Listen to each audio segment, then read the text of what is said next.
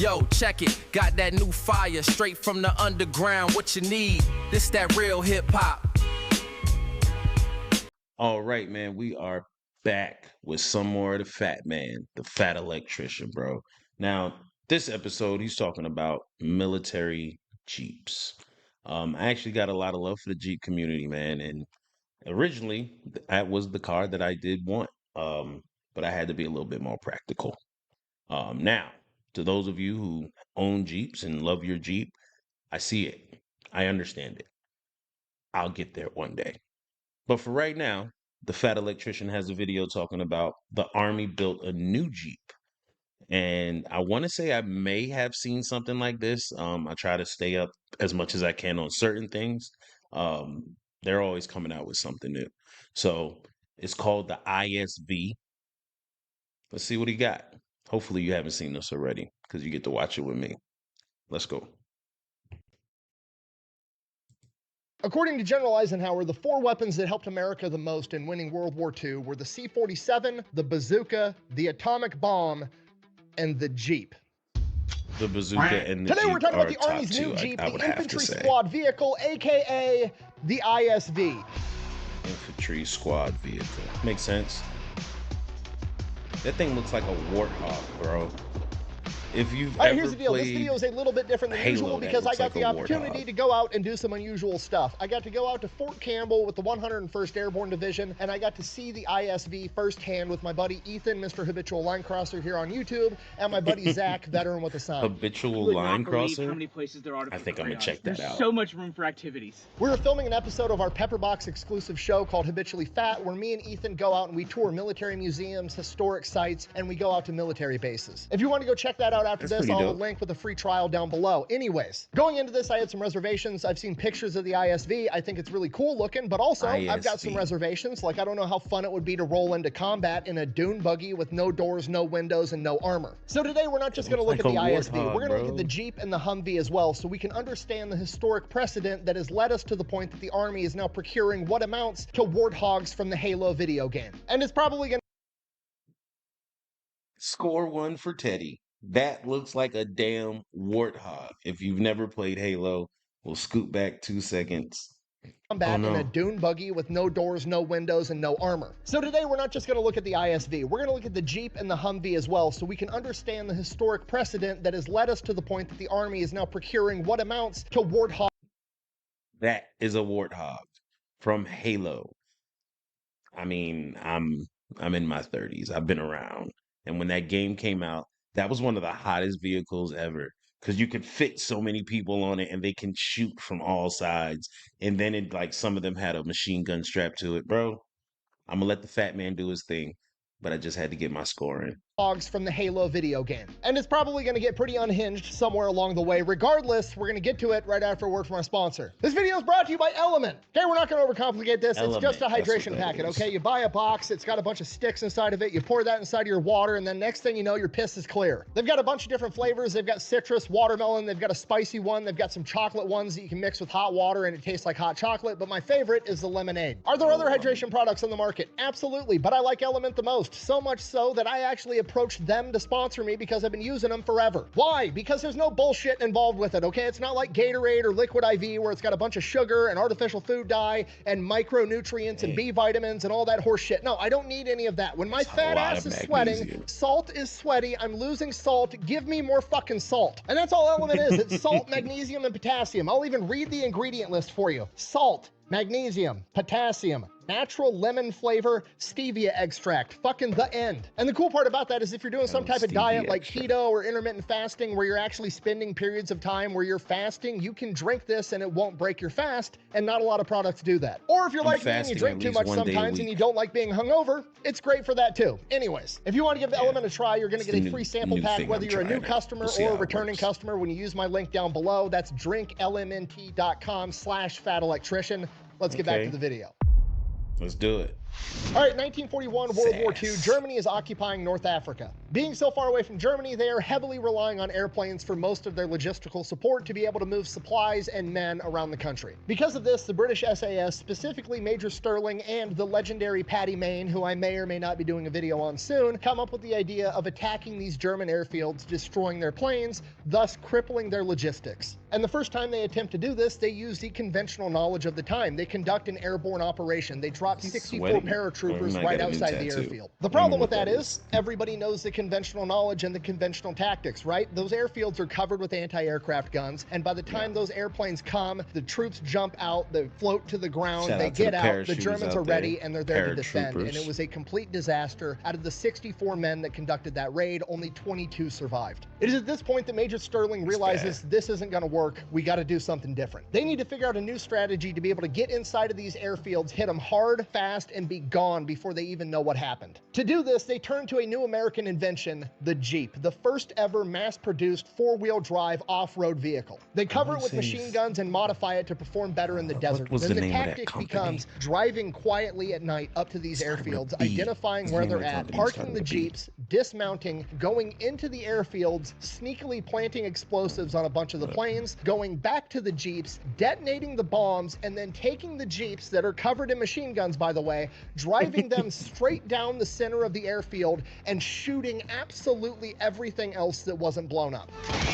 You really can't lose. Will you in a stop Jeep, shooting everything? Then driving right out the other end of the airfield and disappearing into the night. Literally doing drive-bys with Jeeps, but instead of a sideways Glock out of a window, it was twin Vickers machine guns. And this new tactic worked incredibly. Really? On a good night, they were able to destroy between 30 and 40 German airplanes. Between 1941 and 1943, they conducted dozens of raids on over 30 German airfields, destroying up to 400 enemy aircraft during that time period, and the Germans started calling Major Sterling the Ghost Major. Like Baba Yaga. This crippled the German logistics and helped lead to the fall of North Africa. And that is just one of many of the incredible contributions that the Jeep made to World War II.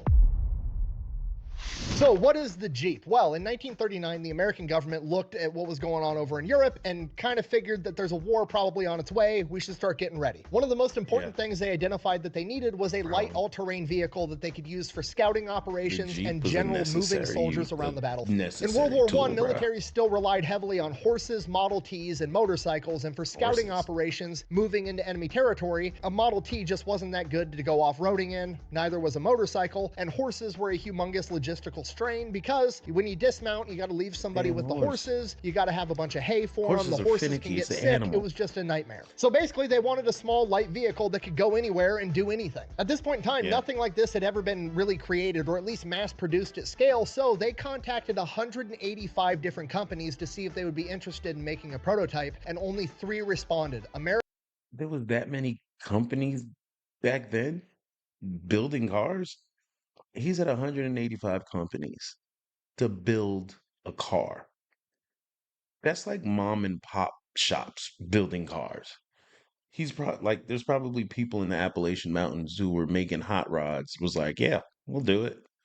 American Bantam, Willys Overland, and Ford. And the crazy part is the American government didn't just want these companies to build a new vehicle that the world had never seen from the ground up. They wanted a functioning prototype in 49 days. You're going to say it's impossible, and then you're going to do the math in your head and say something like the overtime alone will be a nightmare. The overtime alone will be a nightmare. Get started. Which is absolutely crazy to not only design but manufacture a functioning prototype in 49 days, yet one of the 3 companies manages to do it, American Bantam. They create the BRC, the Bantam Reconnaissance Car. It gets delivered 30 minutes before the deadline, goes into testing, and the Army testers said it was one of the best vehicles they had ever tested and vastly exceeded any expectations they had. So naturally, American Bantam gets the contract, and that's who manufactures Jeep today. No, I'm just kidding. Apparently, the contract was to develop a functioning prototype, meaning the Army now owns that prototype and they can do whatever the fuck they want with it. And American Bantam was a small company that wasn't going to be able to mass produce at scale, so they actually take the plans for the Bantam car and give it to Ford and Willys as well, and all 3 of them start manufacturing this new vehicle. And naturally, because Ford and Willys were much bigger companies than American Bantam, they ended up producing way more, and Bantam kind of ended up producing the trailers more so than the Jeeps themselves. You're doing great. Yeah, so good. So yeah, American Bantam kind of got fucked. Anyways, so how did it go from the So they commission them to build this thing. They build it, and then they say, thanks for that. But we're going to have these guys who actually have the tools to mass produce it, make it. As long as they got compensated, I guess. Like, as long as they were compensated. Let's go. Yes, so good. So yeah, American Bantam kind of got fucked. Anyways, so how did it go from the BRC to the Jeep? Well, at this point in time, the term Jeep wasn't actually the name of the vehicle. It was a slang term used in the military to describe a new recruit that was inexperienced or a new piece of equipment that was untested. So as the soldiers started getting these new vehicles, they started referring to them as Jeeps because it was the new untested vehicle. And around the same time, the Popeye comic and TV show had a new character introduced known as Eugene the Jeep, just by pure coincidence. And Eugene the Jeep was this mythical dog-like creature that could walk through walls, he could find anyone. Basically, he could go anywhere and do anything. So when magazines and newspapers started doing articles about this new vehicle that the troops were referring to as the Jeep, which really just meant the new untested thing, people back home were reading these magazines and newspapers and immediately associating it with this mythical dog that could go anywhere and do anything. It was a catchy and good nickname, and from that point on, the term Jeep became synonymous with what we know today as the Jeep. I 100% thought the word Jeep stood for something. I thought the letters stood for something. I thought JEEP was like an abbreviation. And it just put together, it made the word Jeep. I am today years old, people. This is why I watch this guy. Now, as America and the Jeep entered World War II, according to legend, the first time a Jeep was commandeered by the Germans, they showed it to a German general, and the generals and other officers were laughing at it. They couldn't believe that the great American military was fielding such a small, feeble, unarmored piece of equipment. What they didn't realize was this was not for frontline combat. This was for logistical support. This was for moving communications wire. This was for transporting troops, transporting the wounded, towing artillery, being able to move everything on the back end, and they didn't know that America was about to produce 650,000 of them over the course of World War II. That's almost 15,000 Jeeps being made every single month. That's almost 500 Jeeps a day. That's like 20 Jeeps an hour every fucking hour for all of World War II. And what most people don't realize about the Germans in World War II is they still relied heavily on horses for their logistics. During World War II, at its peak, the German military was using 2.7 million horses to transport troops and supplies. The common zeitgeist and like conventional knowledge. Where the hell did they get all these horses from? 2.7 million horses? They took them all from Arabia. Out there in the world is that, oh, the Germans, all their technology was better. America was just so much bigger, they couldn't help it. And there's some truth to that. Like, yeah, a German tank might have been better than a Sherman tank, and German trucks might have been better than the American Jeep, but the cost of being better meant that they were only able to produce a very small few. So, would you rather have, I don't know, 2.7 million horses feeding your logistics, or would you rather have 650,000 Jeeps with machine guns being driven by pissed off 18-year-old farm kids? I'm taking the second one. And that's just the on paper stuff. You got to realize the grunts that are driving these things are masters of innovation when it comes to killing people. I mean, how good is your tank going to be when I've got 600,000 dudes doing drive-bys out of the side of Jeeps with bazookas? I'm not kidding. Recon guys used to do that shit all the time back in World War II, and that's just assuming they're in a hurry. If they've got time and creativity on their side, back in Italy, there were guys making quad-mounted bazooka turrets for the back of their Jeeps. Okay, if you're not picking up what I'm putting down, this is like one of the most important innovations of World War II, and that's not just my opinion, that's General Eisenhower's opinion, and it's also probably the most underrated innovation of World War II. Whether it was intentional or not, it was absolutely genius. The idea of just giving the grunts a blank canvas that is an unstoppable four-wheel drive vehicle that's cheap and expendable and saying, here, go get the bad guy, and letting them do death arts and crafts projects on top of it. They didn't hamper the creativity, they enabled it. Okay, the Geneva Convention's gonna be sitting off in the corner with a blank piece of paper and a clipboard like, holy shit, that's not illegal yet, but it's gonna be soon. Classic. Because I've said it once and I'll say it again, it's never a war crime the first time. Available at thefatelectrician.com. It's never a war crime the first time? I mean, it's only going to get worse, too. I mean, after World War II, we literally had the Davy Crockett where they stuck a recoilless rifle, basically a big bazooka for all intents and purposes, and then mounted an atomic bomb to the end of it. So yeah, the big takeaway from the Jeep is make it mass producible, make it fast, make it cheap, make it four-wheel drive. I hands down love the innovative thinking that goes into making things happen in the military. I love it. The soldiers who are behind a lot of these ideas, wow, we love you guys. And make it a blank canvas so the grunts can get creative with it.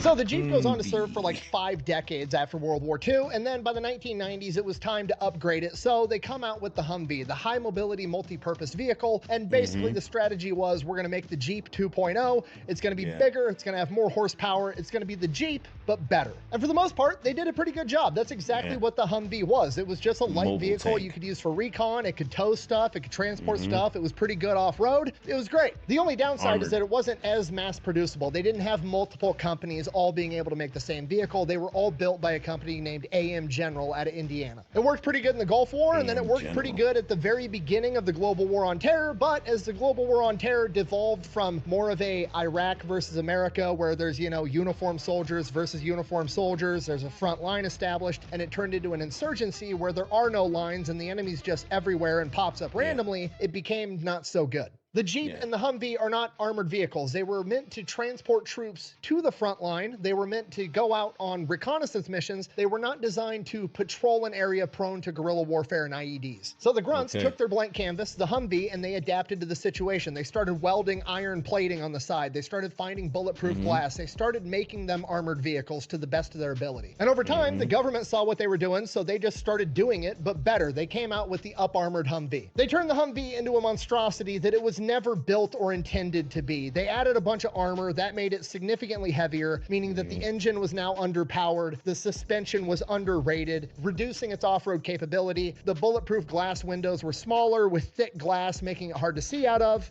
I can't see fucking shit out of this thing.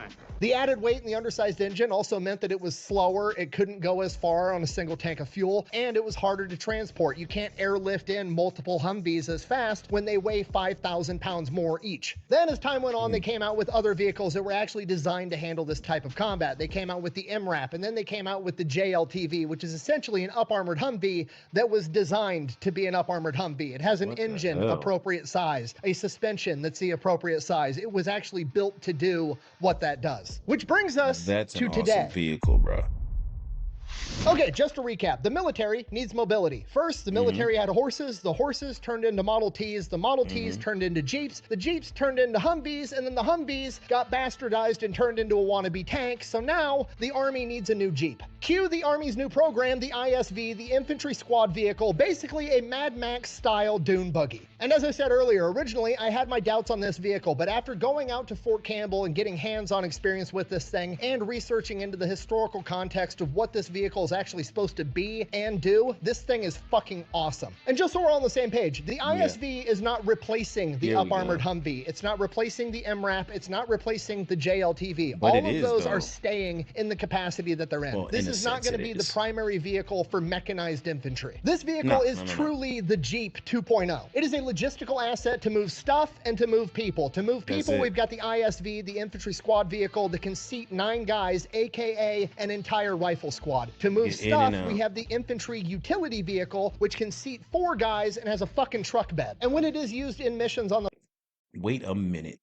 We're not gonna act like we didn't just Utility see. Vehicle, which can seat... Look at that damn truck. Does that seat slide out? If that seat slides out to the right and like moves around, let's go. It's going down. seat 4 guys and has a fucking truck bed. And when it is used in missions on the battlefield, it's not going to be used instead of an up-armored Humvee. It's going to be used instead of walking. Missions where the scope of the mission is to insert guys via helicopter, then they have to walk 10 to 15 miles to the objective and then get eyes on the target. Instead of that, now they're going to insert these guys with a helicopter. 2 ISVs fit inside of a fucking Chinook. They're going to drive dune buggies out the back of the helicopter, drive 8 miles to the objective, objective, throw a camo net over the ISV, and then walk the last 2 miles. I can't stress to you enough what an advantage this is over walking, because now they're going to be able to bring in more shit. They're going to have more ammo, more food, more water, more medical supplies, all readily available because they don't have to walk 15 miles with it strapped to their back. They're going to be better rested because they get to sleep in longer because they don't have to walk 15 miles. They get to drive 80% of the way there. And once they get to the objective, they're not going to be dog-ass tired again because they didn't have to walk 15 miles with 85 pounds of shit on their back. This is the biggest help right here. I'd still rather have an armored vehicle. Yeah, no shit, Sherlock. That wasn't an option. The question was not, do you want to drive an up-armored Humvee or a fucking dune buggy? The question was, do you want to fucking walk 15 miles and carry all the shit on your back, or do you want to drive the Warthog from Halo 3? Warthogs, baby. Warthogs. Let's go. You're not getting an up-armored Humvee on a fucking recon mission, okay? A, they don't fit inside of a Chinook, so you'd have to sling load it. And even then, you can only sling load one, and then it only seats 4 fucking guys, and a rifle squad has 9 dudes. Oh, yes! Talk about it. Yes! Yeah!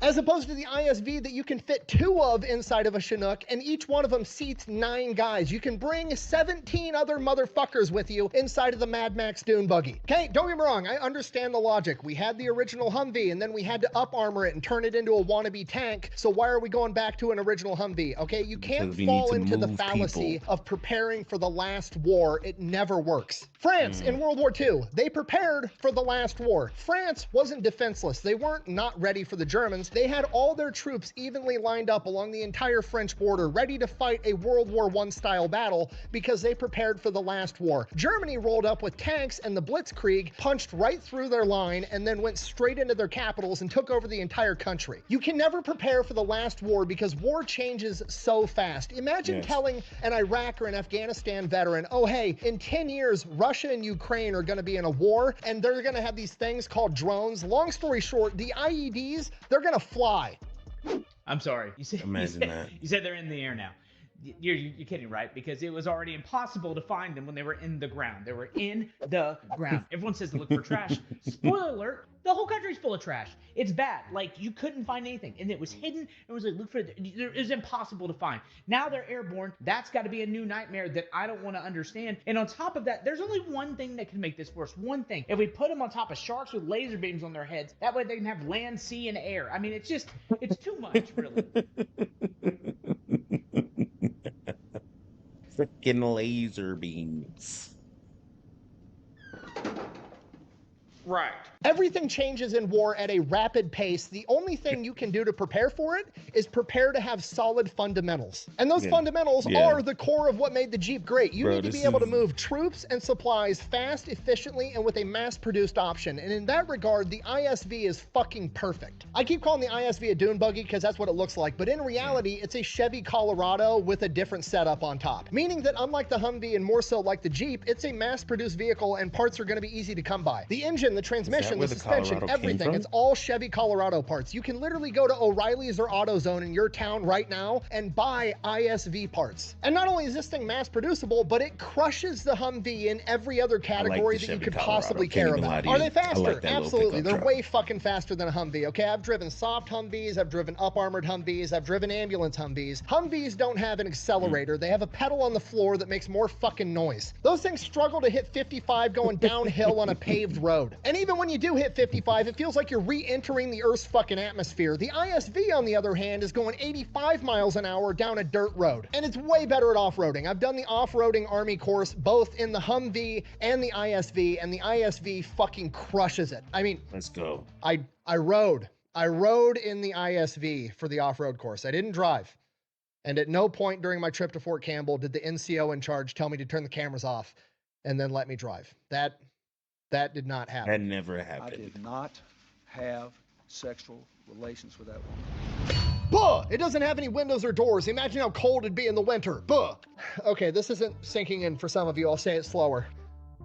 Motherfucker, the options are Do you want to walk 15 miles in the snow Walking in winter? or driving? Or do you want to take the Warthog Period. from Halo 3? Those are the fucking options. Anybody with a brain is taking the Warthog. And it doesn't have a full front windshield for multiple reasons. One, you're not going to have glare if you're using night vision at night. Two, you're not going to have mud and shit getting flung up on the window waiting for the windshield wipers to work. And three, so you can shoot out the fucking front. Every car chase action movie ever, first thing that happens, window gets Shoot out the shattered, good window. guy has to push the window out of the car to be able to return fire or to see to drive. We're just going to eliminate that situation right out of the gate. Now, fair criticism, why the fuck isn't there a turret on the top? And to be fair, I agree, that would look dope as shit. However, then it wouldn't fit as well inside of the helicopters, so they compromised and they put swivel mounts on either side so that the gunners for the 240 and the SAW can mount their machine guns out the side. Which made me ask the 101st Airborne one simple question. I don't know if it's changed your training at all. Like, you know, in a Humvee,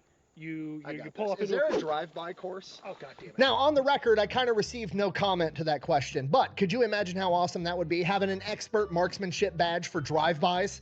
So you're telling me there's a chance? So just so we're all on the same page up until Yeah, this there point, is. it's mass producible, it's faster, it carries more people, you can fit more of them on a helicopter, and it's better at off-roading. And the sixth bullet point, holy shit, is it significantly quieter than a Humvee. Like, you can stand next to the ISV and have a normal conversation at a normal talking voice and completely hear each other. A Humvee you can hear from 150 fucking yards It's away. literally humming. So you can already hear it from here. That shit is loud. Louder from here than that is standing next to it, but I guess we'll just walk closer. You can hear how fucking It's a loud. fucking insane. fucking Bro, monster. Oh my significantly God. louder. If you hear that, You hear democracy's on its way. The Humvee's rocking 190 horsepower V8, and the ISV is rocking a 186 Democracy is on its horsepower way. I like four-cylinder turbo diesel Duramax. So much Damn. torque. The chassis twisted coming off the line. Now, I That's asked about power. miles per gallon on the Humvee versus the ISV. I was told that the ISV is significantly better. However, giving me the official stat on what the gas mileage is was classified information, because then, you know, the enemy could make plans around, you know, how far the ISV can travel, blah, blah, blah, blah, blah. Translation, the military doesn't have to abide by EPA emissions regulations, and they don't want you to know that this thing probably gets like 70 miles to the gallon. I was also told by several GM technicians, aka mechanics, that not having all the EPA emissions bullshit inside of this vehicle makes the engine way more reliable. And the best part, it's cheaper. A brand new Humvee, a soft shell Humvee, not an up armored Humvee, You don't a gotta worry soft about Humvee. nothing. The direct comparison to what this vehicle is supposed to be is $233,000 brand new. This thing is $153,000. Don't get me wrong, 153 It's a grand's big a shit ton of difference. money, but when we're talking about DOD money, it's fucking pocket change. It's literally nothing. A single Javelin missile is like $200,000, and you're getting this dune buggy for $153. It's not a deal, but it's the best thing the United States military is going to get. So in conclusion, despite my War, initial take my reservations money. about the ISV, I now realize that those reservations were based off of the fallacy of preparing for the last war and not looking at the historical precedent. And that precedent is that the United States military, and probably every other military on the planet, is always going to need a mass-producible, cheap, fast way to transport troops and equipment around the battlefield. Those And in that horses ain't regard, the gonna do it, ISV y'all. is The horses ain't absolutely gonna cut perfect it. and a humongous upgrade over the Humvee. Don't forget to go It's a check out Chevy pepperbox.tv, where you can see the entire episode of me, habitual line crosser and veteran with a sign, going out to Fort Campbell. Pepperbox check is that actually out. my streaming service. I'm one of the owners. Me and some of my other YouTube buddies got together. We created this platform. There's an app on your phone. You can get it on your smart TV. You can watch me and like 20 other big YouTube creators' content there. It's all ad-free and uncensored. And there's a ton of other exclusive fire. content on there as well. Thanks for watching. Best way to support the channel is go buy some merch over at thefatelectrician.com. Quack bang out. I can't wait till these things hit the surplus market in like 10 years, because I'm buying like 5 of them. Bro. A freaking Chevy Colorado. Hold on, wait, we're not done. He's not done. We got a little more, y'all. And we definitely didn't drive it, but if we did, I bet Ethan's the kind of guy that would complain about the throttle and then realize he left the parking brake on the whole fucking time. That would be so embarrassing if that That would happened. be super embarrassing if that happened, which it didn't, because we're not allowed to drive. I mean, this is the thing. If that were to happen, my excuse would be that I'm the missile guy, not the truck guy, okay? Yeah. What do you drive to get to the missiles, fuckhead? LMTVs, not that. A truck? All right, fuck you. Okay, all right. So there you have it. people, the new ISV. I'm in love with it. I'm in love with that. That is literally a warthog. And I'm sure there are people who are in the fields right now who grew up like I did who are loving those ISVs, bruh. The fact that they have mounts, swivel mounts, they're definitely accurate in drive-by training now. I'm talking about no more just hanging it out the window. We're practicing, bro. That's so dope. And I'm pretty sure there's way more that they can do with it. Of course, it's only going to tell us so much because, like you said, anyone can be watching and trying to take notes. But we're pretty awesome at this. Like, America is pretty dope when it comes to being innovative with military equipment. Pretty dope at it. So that's kind of fire. So now, as far as the Jeep goes, he said it's basically a Chevy Colorado. And when I first seen the Chevy Colorado, I loved it because it's a small pickup. I'm down for that. And then you could still get, extra seating in there, but it's not stupid big and you can still use it for what you need it for. I don't necessarily understand having huge trucks with beds that are the same size as the bed of a Colorado, but the truck is huge. It's way more massive and comfortable, and it's like it's made for like a 500-pound man to drive the like. I don't. Some people get it. I'm just not one of them. I like practicality. If my car needs to do what I need it to do, I don't want it to just look nice or look cool. I need it to be functional. I just need it to work. And I definitely went. I wanted a Jeep in the beginning. Don't get me wrong. I wanted to be a part of the Jeep life. I did. And I still kind of do. But for money purposes, I had to get what I had to get. Otherwise, I feel like had I gotten a Jeep, I'd be so busy trying to make it cool and trying to make it look nice and fancy and do all these things to it instead of using it and going out and trying to climb a freaking mountain at a 45-degree angle type thing. Like, yeah, I'm one of those. I like to be outside. Boy, if I had a Jeep, I'd be making videos regularly with that Jeep. I'm talking about just going to the grocery store. I'm jumping curbs. There's no way I wouldn't. Why wouldn't I know you do. If you own a Jeep, I know you do reckless things every now and again because the car can do it. I why else would you have such a great thing and not use it? I don't understand it. But shout out to the fat man as always, bro. Extremely informative and funny and freaking funny. And now that video he said where he does test drive it, I want to go see that. Don't go watch it without me. Till next time, show love to the channel. Much appreciated. If you enjoyed this video, he has a ton of videos and I just randomly find them. If you got something in mind, let me know. Email's open, comment section is open. But until next time, show love to the channel. Definitely show love to one another and get back to having a way better day. Peace.